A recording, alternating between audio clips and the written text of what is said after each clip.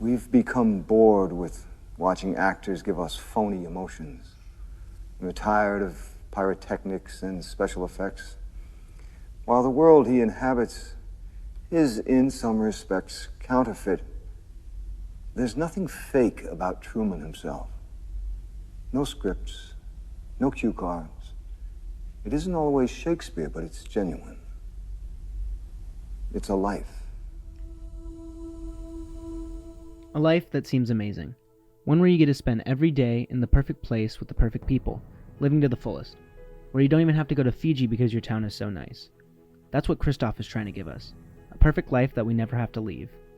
But that life gets shadowed by the counterfeit world that Truman lives in, and as it falls apart, so does he.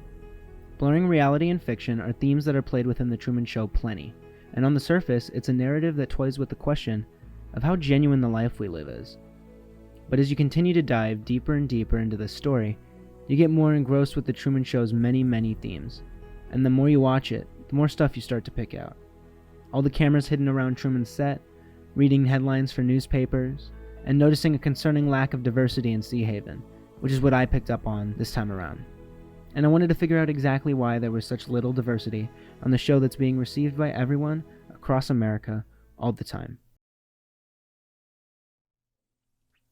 Seahaven is a town on the East Coast, diegetically filmed in Hollywood, but in the real world, filmed in Florida. The town is supposed to mimic a quaint, high middle-income life in America, which it does almost shockingly well. To the audience in The Truman Show, Seahaven is a perfect little slice of heaven, the best place in the world. But to us, we know that virtually all of the town has been fabricated, and its perfection is merely a production, not something tangible. We see details meticulously placed by the creator, Christoph, and we see how this world is created is his and wholly his.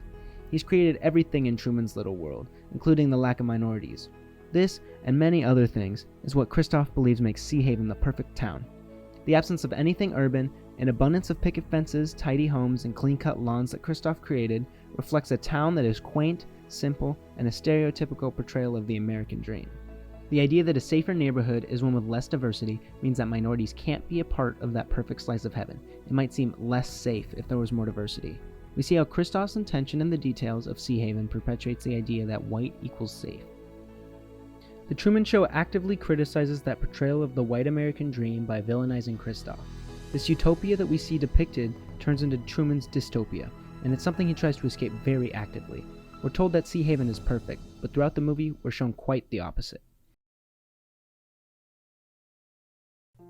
There are some exceptions to the white equals safe rule that are characterized in The Truman Show. We see very few minority characters throughout the movie, and although there's plenty of diversity in the extras, the characters presented on screen are very limited. We see a bus driver, a man on the Harbor Island ferry, and a black family that lives across the street from Truman, which constitutes most of the character diversity in the movie. These characters are quotas that Christoph tries to implement to make his show more consumer-friendly. We see a lot of these quotas, mostly in the form of advertisements. Look what I got free at the checkout. It's a chef's pal. It's a dicer, grater, peeler, all in one. Never needs sharpening, dishwasher safe. Wow. That is a beer. Why don't you let me fix you some of this new Mococo drink? All natural cocoa beans from the upper slopes of Mountain Nicaragua, no artificial sweeteners. What the hell are you talking about? Who are you talking to? I've tasted other cocos. This is the best. But quotas don't have to be the products that this show is trying to sell. It can manifest in a certain number of angles on a scene, having flights to Fiji and Fiji only, or making sure that Truman drinks his Mococo cocoa mix. But we can see more in the form of commercialized diversity. Like how the product placements are meant to sell kitchen tools and lawnmowers, token black characters are sprinkled in a setting to make it more diverse and more appealing to the general audience, an audience that is much more diverse than the population of Seahaven.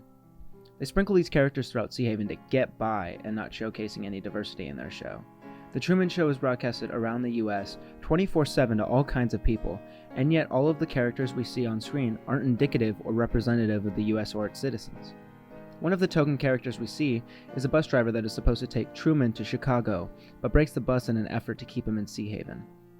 There's also another man, driving the Harbor Island ferry this time, that doesn't get Truman off of Seahaven either. Both are people who are the way out for Truman, and the fact that the few black people with lines are the ones not living in Seahaven makes the point even more apparent. The other token characters, the black family that we see across from Truman's house, are there to meet a quota. Morning! Good morning. Morning. Oh, and in case I don't see you. Good afternoon, good evening, and good night.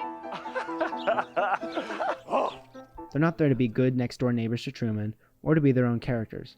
They're there to wave to the camera and Truman so a quota can be met, which is why they consistently stand in their yard daily. What Christoph is fulfilling through this is fabricated diversity, placed on Truman's doorstep to commercialize and make the Truman Show more consumer-friendly. But why? Why is Christoph, a metaphor for the media, controlling how many black people are on screen so meticulously? Peter Weir's commentary on the media is very prevalent throughout the Truman Show, and I have to say Weir's name or else you'll get confused about which director I'm talking about. He makes it apparent that Christoph is representative of the media, an all-seeing eye that has control over whatever shows up on our screens.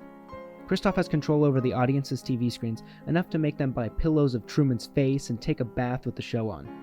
They've been encapsulated by this show, and Christoph knows of the power he has over Truman's life and the audience's as well. Through Weir's imagery and very specific placement, he's able to showcase how much power a single piece of media has over the lives of many. And in the Truman Show, we only see its effect on a handful of people, the worst of which being Truman. But we also see its effects on the audience, gluing them to the screen and consuming a big portion of their lives. Whatever is being broadcasted is what the majority of America is seeing, and that is of an almost completely white, upper-middle-class town. Weir is describing the dangers of portraying a setting like Christoph portrays Seahaven. By leaving out minorities, or specifically placing them to fill a quota, Christoph is showing how idyllic a white neighborhood like Seahaven is supposed to be. But that supposition of white America being good America is slowly eaten away at as we see Truman's decline in his show, not being able to escape what a dystopian place this is. Weir's portrayal of media through Christoph is a way of saying that the media should be restricted, and it has to consume less of our lives. Because if we sit at our TVs for hours on end, then we only really see one perspective of the world, through one source's set of eyes. And if we continue to expose ourselves to this incredibly specific representation of the world, then we'll start to believe that this fabricated, false reality is real. The portrayal of a white American dream gets plastered onto us as an audience, and the audience starts to believe that's true, that white does equal safe when we know that it doesn't. Weir blurs the line between reality and fiction to tell the audience that we're being consumed, and that the TV is a dangerous and constricted portrayal of the real, tangible world that we live in. And if we let it consume us, we may never get to go to Fiji. Truman's torment in Seahaven serves as a warning and caution for the audience watching his struggle, that the world that people create for the screen you're on, the one that's imprisoned you like Truman, is not the world you live in. It's not representative of the things, ideas, or people that we should be exposed to when we turn off that screen and go outside. That Truman Show's quaint and idyllic town of Seahaven is a representation of the world that the media tries to push onto us, and once we've watched it too much, we start to believe it. Next time you're watching anything on your screen, think of how it's portraying the world you're living in, and whether it's doing that accurately or sticking that representation on your front door like Christoph does. Whether it is or not, take Weir's advice and turn Christoph off for a little bit.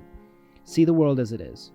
If that's going to Fiji now or just walking around outside, don't let your TV tell you what the world is supposed to be, because it's not Seahaven. You want another slice? No, I'm okay. What else is on? Yeah, let's see what else. Where's the TV guy?